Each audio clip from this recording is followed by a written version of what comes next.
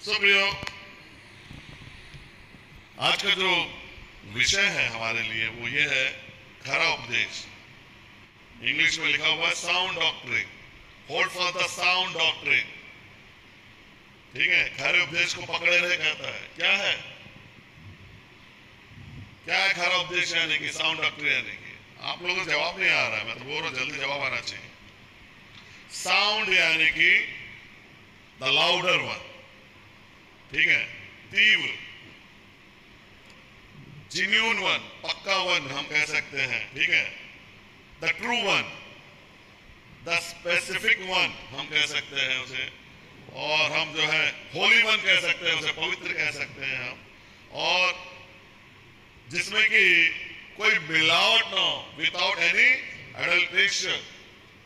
तो किसी ने बड़ा खूब कहा है आज के जमाने को लेकर कि जनाब ये जमाना मिलावट का जमाना है, जहां पर जहर को शहद बोलकर बेचा जा रहा है, नफरत को अमन बोलकर बांटा जा रहा है, और प्लास्टिक को चावल बोलकर जो है बेचा जा रहा है। यही कारण है कि नीतिकार अपने नीति वचन के 30वें अध्याय के 5वें पद में हमें समझाता है। 5वां 6वां पद पढ़िएगा उसका। तो यहां पे लिखा हुआ है कि परमेश्वर का एक एक वचन ताया हुआ है,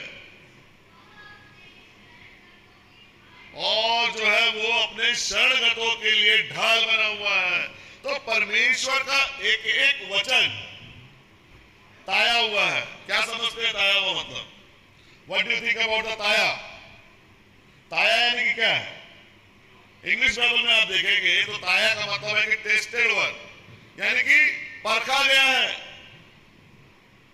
जो उसकी शरण में जाता है, जो उसके सम्मुख में जाता है, उनके लिए वो शील्ड अर्थात ढाल ठहर सके।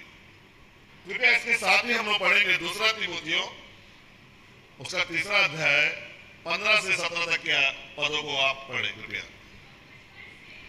जहां पे लिखा हुआ है कि और बचपन से पवित्र शास्त्र अर्थात ये बाइबल तेरा जाना हुआ है, हाँ, जो कि मसीह पर विश्वास करने के द्वारा तुझे उद्धार प्राप्त करने में मदद कर सकता है, लाभदायक है। हाँ,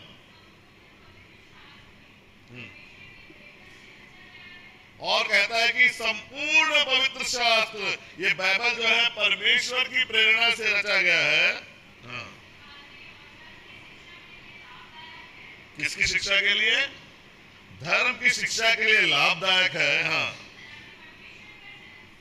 और 17वें पद में लिखा हुआ है, जैसे कि हमारी बहन शिवा ने पढ़ा, ताकि क्या लिखा हुआ है? ताकि परमेश्वर का जन, परमेश्वर के लोग, परमेश्वर की प्रजा क्या बन सके?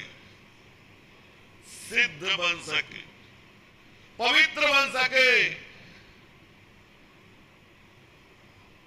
तो परमेश्वर का जो वचन है, जो परमेश्वर की प्रेरणा से लिखा और रचा गया है, ये हमें क्यों मिला है? ताकि इसके द्वारा हम क्या बन सके? सिद्ध बन सके, पवित्र बन सके, बिना किसी दाग के अपने जीवन को लेकर हम चल सके। तो being a Christian, being a follower of God, परमेश्वर के जन के रूप में आप क्या बनना चाहेंगे? परफेक्ट या अनपरफेक्ट? ऑफ कोर्स परमेश्वर का जन होने के नाते हमें परफेक्ट होने की आवश्यकता है, सिद्ध होने की आवश्यकता है। और वो सिद्धता हमें कहां से मिलता है? परमेश्वर के इन लेखनों में से जो हमें बाइबल के रूप में मिला हुआ। तो हमें यदि कोई सिद्ध बना सकता है, हमें यदि कोई परफेक्ट बना सकता है, तो वो है वचन, जो पवित्र शास्त्र के रूप में हमें मिला हुआ है, ना कि कोई और। समझ रहे हैं आप मेरी बात को? हमें और आपको कोई यदि परफेक्ट बना सकता है, परिपूर्ण बना सकता है, सिद्ध बना सकता है, तो परमेश्वर का वचन। इसके अलावा कोई ऐसा नहीं जो हमें सिद्ध बना सके। ये बात अलग है, इन वचनों को लेकर बातें करने वाले बहुतेरे लोग हैं, परंतु हमें उनकी बातों को समझना होगा कि उनकी बातें इन बातों के अनुसार, परमेश्वर की बातों के अनुसार है कि नहीं। क्योंकि जमाना किसका है? क्या कहा गया है? आज के जमाने का मिसाल किससे दिया गया है? जमाना किसका है? मिलावट का जमाना है। कोई भी चीज अछूता नहीं है मिलावट से। इसीलिए नीतिकार कहता है, 6वें पद में कृपया पढ़ेंगे, 30 का 6वां पद, उसके वचनों में कुछ मत बढ़ाओ, ना हो कि वो अर्थात परमेश्वर जो है तुझे डांटे और तू क्या ठहरे? झूठा ठहरे, लायर। इसीलिए परमेश्वर की बातों की अनदेखी हमें नहीं करना चाहिए और परमेश्वर की बातों में हमें किसी प्रकार से मिलावट नहीं करना चाहिए। तभी तो प्रकाशित वाक्य की किताब में 22वां अध्याय के 18 से 20 तक की आयत में इस प्रकार से हम लिखा हुआ पाते हैं, कृपया पढ़िएगा। मैं उन हर एक लोगों में से जो इस भविष्यवाणी की पुस्तक को पढ़ता है, हाँ, यदि कोई मनुष्य इन बातों में जो इसमें लिखी गई है बढ़ाए, तो परमेश्वर उन विपत्तियों को जो इस पुस्तक में लिखी गई है उनके जीवन में बढ़ाएगा। तो जो जो दंड की बातें इस बाइबल में लिखी हुई है, उन सारे दंडों को उनके जीवन में बढ़ाएगा, कहता है। हाँ, कौन? यदि कोई मनुष्य इस पुस्तक की बातों में से कुछ निकाल डाले, तो परमेश्वर उस जीवन के वृक्ष को और उसके नाम को और उसके भाग को जो है अपने से हटा देगा, कहता है। ये बात की गंभीरता ऐसी है प्रियो, मनुष्य नहीं वरन गलतियों की पत्री उसके पहला अध्याय के 7वें और 8वें पद को पढ़ेंगे तो वहां पे लिखा हुआ है कि कोई स्वर्गदूत भी यदि आकर, क्या लिखा हुआ है पढ़िए, परंतु वो दूसरा सुसमाचार है ही नहीं, परंतु बात यह है कि कितने ऐसे हैं जो तुम्हें घबरा देते और मसीह के सुसमाचार को क्या करना चाहते हैं? बिगाड़ना चाहते हैं। तो कितने ऐसे हैं जो मसीह की शिक्षा को बिगाड़ने में लगे हुए हैं। ये नीचे, परंतु कोई यदि, देखिए संत पौलुस कहता है, परंतु कोई यदि हम और या कोई स्वर्गदूत, क्या कहता है? परंतु कोई यदि हम, यानी कि हम प्रेरितों में से कोई या कोई स्वर्गदूत, हां,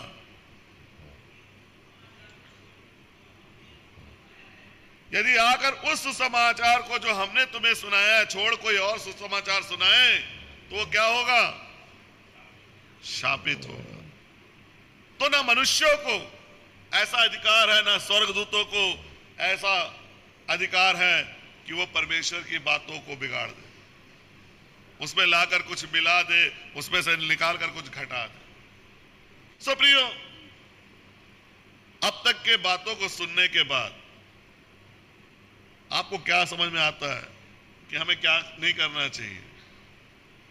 क्या नहीं करना चाहिए? हमें परमेश्वर की बातों में कुछ भी बाहर से लाकर क्या नहीं करना चाहिए? मिलाना नहीं चाहिए। और क्या नहीं करना चाहिए? परमेश्वर की बातों में से कुछ भी हमें निकालना नहीं चाहिए, क्योंकि ये दोनों बातें हमारे लिए क्या ठहरी है? हमारे लिए ही नहीं वरन स्वर्गदूतों के लिए भी ये गंभीर बात ठहरी, ये पाप ठहरा है। सो प्रियो, इसलिए चाहिए कि हम जो है परमेश्वर की बातों को लेकर बड़ा सावधान रहे, ताकि वो सिद्धता हमें जो परमेश्वर की बातों से मिलती है, हम उसके डील डोल में जो है आगे बढ़ते जाए। ये पानी है, एक उदाहरण छोटा सा आपको लगा दूं। ये कौन सा पानी है? इसको हम पवित्र पानी बताते हैं, ठीक है। ये प्योरिटी को दिखा रहा है, तो इसे हम पवित्र बताते हैं, ठीक है। ये पवित्र है, ये डब्बा में आ गया, ये पवित्रता, ये पवित्र पानी है, ठीक है। और इसमें यदि हम लोग 2 ड्रॉप कलर डाल दें, इंक डाल देंगे, क्या होगा? ये पानी, इसमें यदि हम कुछ मिला देंगे तो क्या हो जाएगा? इसकी सच्चाई को ये खो देगा, इसकी ओरिजिनलिटी चले जाएगी, इसका जो कलर चला जाए, है ना। वैसे ही रॉन्ग डॉक्ट्रिन जो है, गलत शिक्षा जो है, हमारे आत्मिकता को, हमारे पवित्रता को, हमारे सच्चाई को जो है बिगाड़ देता है। इसलिए be aware of the wrong doctrine.